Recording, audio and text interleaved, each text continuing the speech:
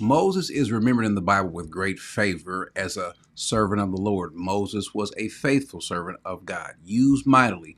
But why then could Moses not enter into the promised land?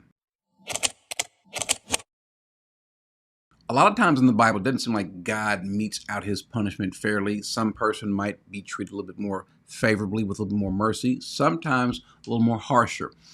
You see that picture even more so when it comes to Moses, who was faithful, who has even tolerated these hard-headed people. And because he did something, God seems in many people's eyes to have reacted kind of harshly. He tells Moses, you will not enter into the promised land. So let's figure out what's going on. Was God being harsh? What was the whole reason behind that? So let's go to Deuteronomy. Let's start in Deuteronomy 32 first. Let's start in verse 48. Then the Lord said to Moses that very same day, saying, go up to this mountain of Abarim, Mount Nebo, which is in the land of Moab, opposite Jericho, and look at the land of Canaan, which I am giving to the sons of Israel for possession.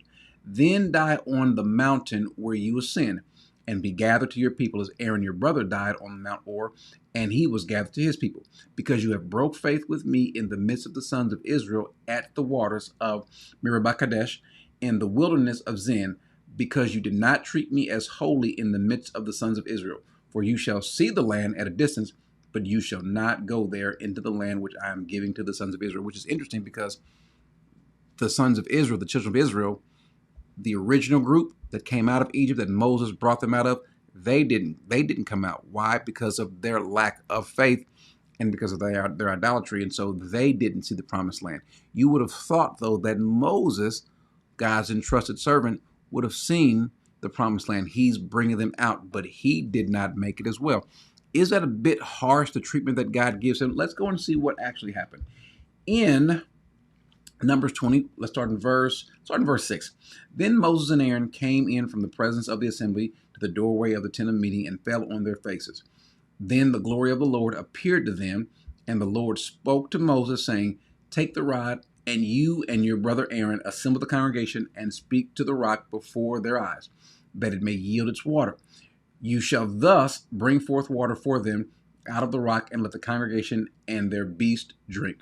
So, see what God is telling Moses to do. Now Moses is getting ready to do it. So Moses took the rod from before the Lord, just as he had commanded him. And Moses and Aaron gathered the assembly before the rock, and he said to them, listen now, you rebels. Shall we bring forth water for you out of this rock? Then Moses lifted up his hand and struck the rock twice with his rod, and the water came forth abundantly, and the congregation and their beasts drank. But the Lord said to Moses and Aaron, because you have not believed me to treat me as holy in the sight of the sons of Israel, therefore you shall not bring this assembly into the land which I have given them. Those were the waters of Meribah, because the sons of Israel contended with the Lord, and he proved himself holy among them. Wait a second. Why, God, is Moses not allowed to go in? This can be a bit confusing. Was it that Moses struck the rock twice? Was he angry? What was the issue? And even still, whatever it was, why so harsh for treatment? Why does he, who's been clearly a servant of yours, not get to go in where there are people who are not as godly, who are not as faithful, who is not as devoted as Moses, they get to go in? Well, first of all, the promise that God made to Abraham and to Isaac and Jacob was not so that Moses would go in. The promise was that Abraham's descendants would go in.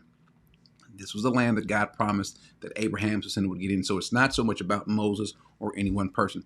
That part needs to be understood. And oh, by the way, we're going to find out, though, that Moses's ministry is not over just yet. But we'll come back to that in a little bit. We got to figure out, why in the world would God do this to Moses? Well, is it because he struck the rock twice? Maybe not. Maybe because he struck the rock to begin with. Let's go back to the passage. God told him, let's go to verse 8. He said, take the rod, and you and your brother Aaron assemble the congregation and speak to the rock before their eyes, that it may yield water. So God says, just speak to the rock. God is going to bring forth water. Now, by the way, this is not a natural occurrence. Whether you speak to the rock or whether you strike a rock, we do that. Water's not coming out. But God says, speak to the rock. He did not tell Moses to strike the rock. But what did Moses do? Moses goes and he strikes the rock. He strikes it, what? Twice. And he strikes it twice. Now, was there some attitude, some anger, what have you? That could also be an issue as well. But notice something that Moses says. He says in verse 10, he says, listen now, you rebels, shall we bring forth water for you out of this rock? Moses, where is this we coming from? There is no we. This is God who is going to do this. And so maybe Moses was being a little too presumptuous. Maybe Moses was getting a little too big for his britches. Who knows? But for you to say, shall we? Well, maybe it's more proper to say, shall God, shall the Lord, not we. There is no us in doing this. You are not cracking this rock open and causing water to come out. God is doing it. You are the vessel that's being used. And so maybe that's the issue. But let's dig down a little bit deeper, and we'll see more to the point. As a matter of fact, it was stated in this passage as well as in the passage of Deuteronomy. Verse 12, but the Lord said to Moses and Aaron, because you have not, look what he says, believed me to treat. Now, it's not the believe part. Somebody may focus on and says, well, you didn't believe God. Well, he believed God, but look what he says, believe me to treat me as holy in the sight of the sons of Israel. Then we go back to Deuteronomy 32, because you have broke faith with me in the midst of the sons of Israel at the waters. And look what he says, because you did not treat me as holy in the midst of the sons of Israel. There is the issue right there. That's the greater issue. You did not treat me as holy. What does that mean? Well, to give an example of this, Moses should know this, by the way. Matter of fact, Moses and Aaron both are thoroughly familiar with what happens to someone who does not treat or regard God as holy. How do we know? Well, let's go to Leviticus. This happens as the law is being given. Nadab and Abihu, who are Moses' nephews, who are Aaron's sons, they go and they bring this strange offering, this strange fire to the Lord. And then look what after they were consumed, look what it said. In verse 3 of Leviticus 10, then Moses said to Aaron, it is what the Lord spoke, saying, by those who come near me, I will be treated as holy. And before all the people, I will be honored. Before the people, I will be honored. Moses, you didn't honor me. You did not treat me as holy. One, you cannot approach the Lord in any old fashion, especially then. And what is God going to do? Make a public spectacle. With Nadab and Abihu, he clearly made a public spectacle of them to demonstrate vividly. By fire coming down, you will not treat me as unholy before the people. You will, as he says, let's put it back on the screen, by those who come near me, he says, I will be treated as holy. You are going to view me as holy. I'm not like somebody else. I'm not your friend. I'm not your cousin. I'm not your buddy. I am God. You will remember that. If you don't remember that, then I will remind you. You will treat me, regard me as holy, and before all the people, I will be honored.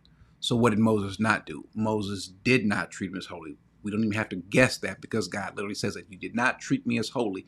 You did not. Now, though you bowed your head, but the attitude, the anger, how you did things. One, you didn't obey me completely because I never told you to strike the rock. That could be one. And then you did so twice. Again, never told you to strike the rock, but then you do it not once, but twice.